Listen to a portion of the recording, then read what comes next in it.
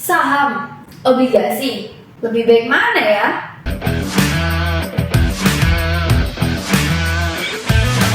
Halo teman-teman semuanya, kali ini kita akan membahas mengenai saham versus obligasi. Nah, kira-kira lebih menguntungkan mana ya? Dan siapa yang memiliki risiko yang lebih tinggi? Simak video ini ya! Yang akan kita bahas pertama kali adalah definisi dari saham dan obligasi.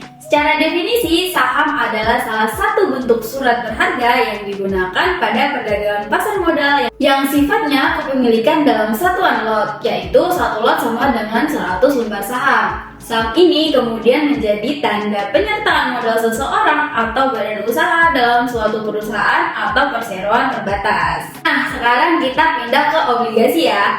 Oke, kalau untuk definisi obligasi itu surat utang jangka menengah maupun jangka panjang yang dapat diperjualbelikan. Obligasi berisi janji dari pihak yang menerbitkan efek untuk membayar imbalan berupa bunga atau biasa kita sebut dengan kupon pada periode tertentu dan melunasi pokok utang pada akhir waktu yang telah ditentukan kepada pihak pembeli obligasi tersebut. Oke, kita move terkait perbedaan saham dan obligasi ya. Saham dan obligasi adalah dua jenis instrumen investasi yang berbeda dalam hal karakteristik, risiko, dan potensi pengembalian. Oke, yang bakalan kita bahas selanjutnya adalah perbedaan utama antara saham dan obligasi. Yang pertama, hak kepemilikan versus klaim utang. Saham mewakili kepemilikan dalam sebuah perusahaan. Jika kalian memiliki saham suatu perusahaan, kalian memiliki sebagian kepemilikan perusahaan tersebut. Kalian memiliki hak untuk mendapatkan bagian dari keuntungan perusahaan dalam bentuk dividen. Nah, jika perusahaan membagikan dividen dan juga berpotensi mendapatkan keuntungan dari kenaikan saham. Sedangkan obligasi adalah surat utang yang diterbitkan oleh pemerintah atau perusahaan. Jika kalian membeli obligasi, kalian sebenarnya memberikan pinjaman kepada penerbit obligasi atau pemerintah maupun perusahaan. Pada tanggal jatuh tempo, penerbit obligasi harus membayar kembali jumlah utang atau pokok kepada kalian beserta bunga yang dijanjikan. Kedua, risiko dan pengembalian. Investasi dalam saham memiliki potensi keuntungan yang tinggi, tetapi juga datang dengan risiko yang lebih besar. Harga saham bisa sangat fluktuatif dan bisa mengalami penurunan yang signifikan.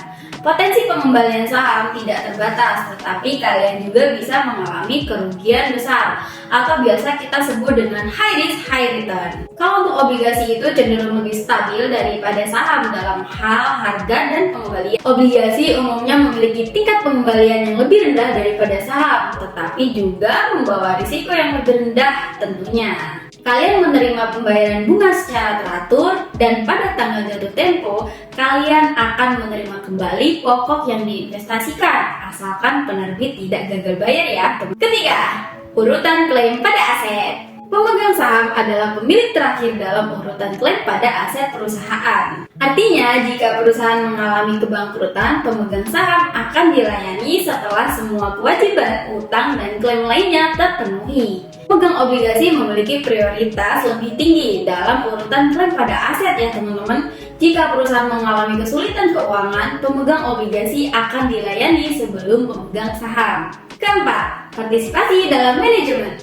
Pemegang saham memiliki hak untuk berpartisipasi dalam keputusan perusahaan melalui hak suara dalam rapat umum pemegang saham.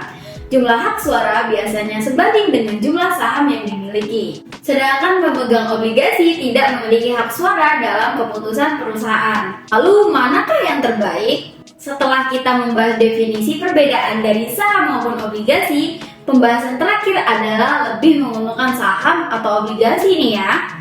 Maka dari itu, kita bahas lebih rinci ya teman-teman. Jika kita lihat secara capital gain pada saham versus kupon pada obligasi, tentu lebih menguntungkan capital gain pada saham. Nah, untuk contohnya itu bisa kita lihat historical harga saham Bank BCA atau BBCA dalam 3 tahun terakhir harganya sudah meningkat 78,97%. Tentunya kalau kita bandingkan dengan kupon obligasi yang diterbitkan olehnya 9,75% per tahun. Jika 3 tahun berarti kupon obligasi adikarya hanya sebesar 29,25%. Meskipun saham memiliki capital gain yang jauh lebih tinggi dibandingkan obligasi, tapi faktanya saham memiliki risiko yang cukup tinggi juga ya. Jika kita lihat informasi terbaru bahwa BI akan menerapkan ARB simetris sebesar 35% yang dimulai pada awal September 2023. Tentu ini memberikan risiko yang cukup tinggi karena jika saham mengalami penurunan bisa 35% per hari nih ya. Hal ini berbeda dengan obligasi karena tidak memiliki batas penurunan seperti saham, sehingga bisa dikatakan risiko obligasi jauh lebih rendah dibandingkan saham. Jadi lebih baik mana nih antara saham ataupun obligasi? Tentu itu semua tergantung dengan profil risiko para investor. Jika kalian ingin mendapatkan return yang cukup tinggi diimbangi dengan risiko yang cukup tinggi, maka kalian bisa pilih saham. Tapi jika kalian ingin mendapatkan keuntungan lebih kecil dan diimbangi dengan risiko yang kecil juga, kalian bisa memilih obligasi. Tapi kalau saya pribadi sih jelas pilih saham ya. Bagaimana dengan penjelasan saham versus obligasi? Kira-kira kalian tim saham atau tim obligasi nih? Komen di kolom komentar ya. Untuk bisa melihat video lainnya dari stockmo.id, jangan lupa like, komen, dan subscribe. Jangan lupa share video ini juga ya teman-teman. Sampai jumpa di pembahasan yang akan datang. Salam cuan dan bye-bye.